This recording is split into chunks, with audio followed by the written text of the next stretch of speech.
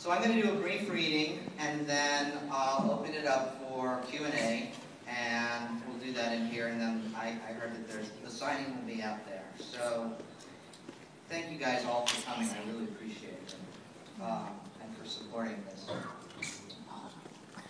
Okay. Thank you for coming.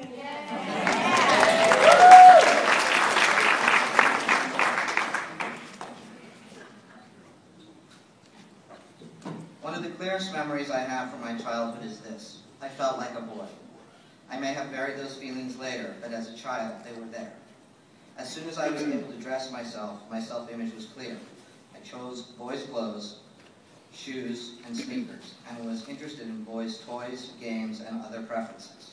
When clothes began to matter more to me, my outfit of choice was usually jeans or cutoffs, sneakers, and a football shirt or t-shirt. At the time, around the age of 5 or 6, my mom and I were living in a big rambling house on Carrollwood Drive in Beverly Hills. I went to a nearby school, the Center for Early Education, where all of my friends were boys. At school, I was accepted as a boy by both the boys and the girls in my class. If a game of tag broke out on the playground, I was always on the boys' team. I thought of myself as a boy among his mates. I dressed like them, ran like them, played like them, smelled like them, and ate like them. I didn't really pay attention to the girls. At this point, they just didn't matter to me. I was part of a miniature rat pack of roughhousing boys, and I loved every minute of it. My being a tomboy didn't bother most anyone. Linda, the parents of my friends, and my teachers all seemed to take my boyishness in stride. Linda herself, though a British nanny, was a bit of a tomboy. I was a cute little tomboy who was perfectly behaved. I got along with other kids, and I did everything I was told. I never had the impression that anyone thought I was odd, and I felt nothing but complete acceptance as a tomboy.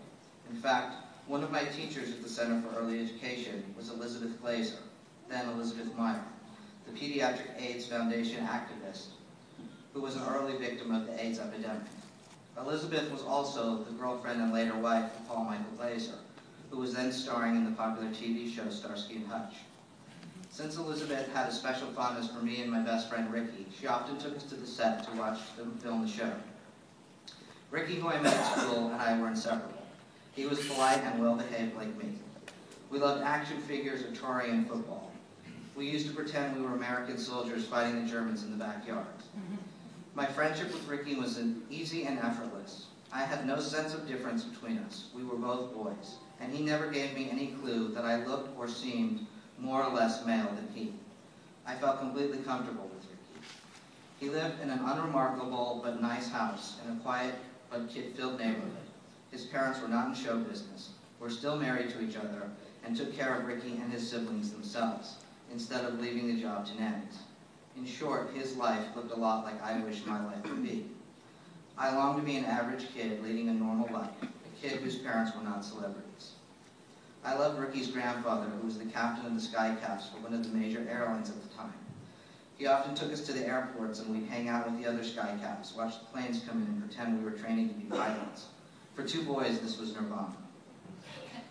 I was active, creative, and good-natured as a kid. I loved playing with our Rottweiler Hunky and our Lhasa Apso China dog, thus beginning a lifelong deep-seated camaraderie with animals. And to this day, my relationship with my dogs and cats are fundamental to me and my peace of mind. I loved to swim and spent hours in the pool. The Carrollwood house had a movie theater I liked to play in a projection room, pretending I was editing films and changing reels on my favorite classic horror films, The Wolf Man and Frankenstein. For my 6th birthday, we screened the film Young Frankenstein in the theater, and I gave out rubber masks as party favors to all my friends. I also used to like to hang out in a studio apartment on our property, and made it my secret place that I called Dracula's Hideout, a quiet space for myself. There was always so many people and so much going on in my house that I often retreated to my hideout just to get some peace. My father treated me like the boy I felt myself to be. When I was at his house, I wore boys' clothes, played with boys' toys, and went by the nickname Fred.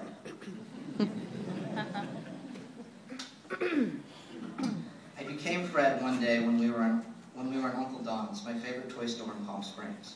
I was looking for a mug or a key ring with my name on it, and knowing I was never going to find something that said Chas, My dad saw my frustration and said, "Let's just pick a name. What do you think about Fred?" So Fred it was. Incidentally, I just found out from my aunt that my Nanny Linda also used to call me Fred. I was clearly eager to use my boy's name. From the time that my dad, from that time on, my dad called me Fred when I was at his house. With both of us in on the joke, our bond became tighter. We would play football in the backyard, and he would take me to the racetrack. We even wore matching Pierre Cardin suits at the track. When I think back to this time that I spent with him, I remember watching a lot of sports, mostly football and tennis, roughhousing in the pool, and hanging out in the kitchen with my dad while he was cooking dinner. He was still single at that time and not working very much, so when I was at his house, I got a lot of attention. With my dad, I felt comfortable, happy. Later on, he would become more traditional in his parenting style. He gave me definite bedtimes and wouldn't let me miss school. I imagined us as a father and son team, and this arrangement seemed to work for my dad too. We both enjoyed doing boys' activities, and he never seemed at all bothered by my desire to act and dress like a boy. In fact, I believe that it was more fun for him that I was so masculine rather than a girly girl. So,